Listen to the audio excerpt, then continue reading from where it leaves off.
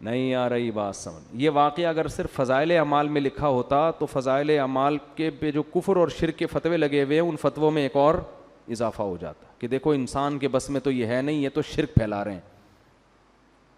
تو یہ واقعہ قرآن میں لکھا ہے. اس سے پتہ چلتا ہے کہ اللہ تعالیٰ بعض مرتبہ کسی بزرگ کے ہاتھ پہ کوئی ایسا محیر العقول کام کر دیتے ہیں جو اسباب کی دنیا میں ممکن نہیں ہوتا. اس کو کرامت کہتے ہیں. یہی کام اگر نبی سے ہو تو اس کو معجزہ کہتے ہیں, بزرگوں سے ہو تو اس کو کیا کہا جاتا ہے؟ کرامت. اور یہ کچھ بھی ہو سکتا ہے. اس میں ہمارا عقیدہ یہ ہے کہ یہ ہاتھ بزرگ کا استعمال ہوتا ہے, کام بزرگ نہیں کر رہے ہوتے. اللہ نے بزرگوں کو ایسے اختیارات نہیں دیے, نہ پیغمبروں کو دیے نہ بزرگوں کو دیے ہیں. پیغمبر کا معجزہ بھی اللہ کی طرف سے ہوتا ہے, پیغمبر کا دخل نہیں ہوتا اس میں. مردوں کو حضرت عیسیٰ زندہ کرتے تھے تو حضرت عیسیٰ نہیں کرتے تھے, بلکہ کون کرتا تھا؟ اللہ کرتے تھے. حضرت عیسیٰ تو صرف کہتے تھے. تو اللہ نے ان بزرگ کے ہاتھ پہ کرامت ظاہر کی. تو اسی طرح فضائل اعمال میں جو درجنوں واقعات لکھے ہیں ان بزرگ نے یہ کر دیا, ان بزرگ, یہ کرامت کے واقعات ہیں. ان کو شرک کہنا اس لیے درست نہیں ہے کہ ان میں ان بزرگ کی طرف مجازی نسبت ہے, حقیقت کون کر رہا ہے؟ اللہ. ہاں, کرامت کا واقعہ اگر مستند کتاب میں لکھا ہو یا مستند ذریعے سے پہنچے تو اس کو مانو, بیان کرنے والا مستند نہیں ہے تو پھر اس کو مت مانو. اب فضائل اعمال میں جو کرامتیں لکھی ہوئی ہیں وہ جن کتابوں سے لی گئی ہیں وہ کتابیں اگر مستند ہیں تو کرامت کا واقعہ بھی درست, کتابیں مستند نہیں ہیں تو کرامت کا واقعہ درست نہیں ہے. اور دوسری بات یہ کہ جو لوگ فضائل اعمال کے خلاف کلپ بناتے ہیں ان سے کہو اصل کلپ تو اس کتاب کے خلاف بننا چاہیے جس کتاب سے فضائل اعمال نے وہ کرامت لی ہے.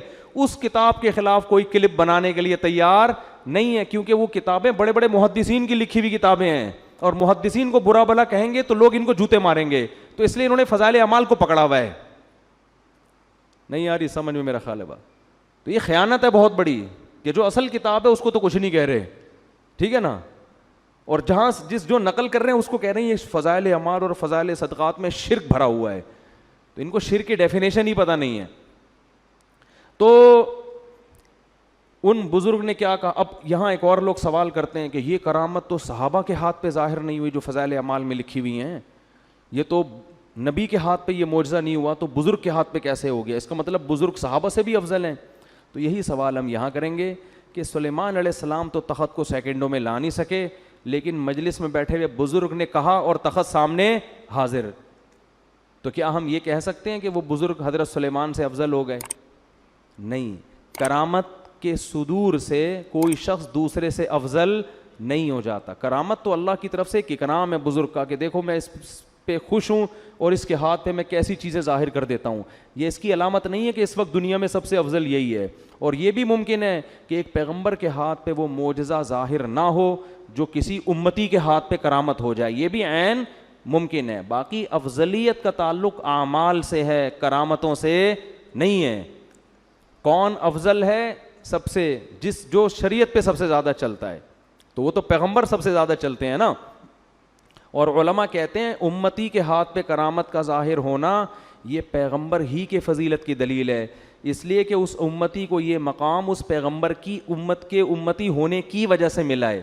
وہ جو بزرگ تھے نا جنہوں نے کرامت ظاہر کی اور تخت فوراً لے آئے, تو اصل میں یہ فضیلت سلیمان علیہ السلام کی تھی. وہ بزرگ سلیمان علیہ السلام کو فالو کرتے تھے, اسی وجہ سے تو یہ انعام ملا نا ان کو. اسی وجہ سے حضرت سلیمان اس بزرگ کا شکریہ نہیں ادا کر رہے, بلکہ جیسے ہی تخت حاضر ہوا ہے تو کہہ رہے ہادہ من فضل ربی, یہ میرے رب کا مجھ پر فضل ہے. نہیں آ رہی بات؟ کیا مطلب؟ گویا یہ میرا معجزہ ہے کہ میرے امتیوں کے ہاتھ پہ ایسا کچھ ہو رہا ہے, تو یہ ان کا نہیں, یہ کس کا کمال ہے؟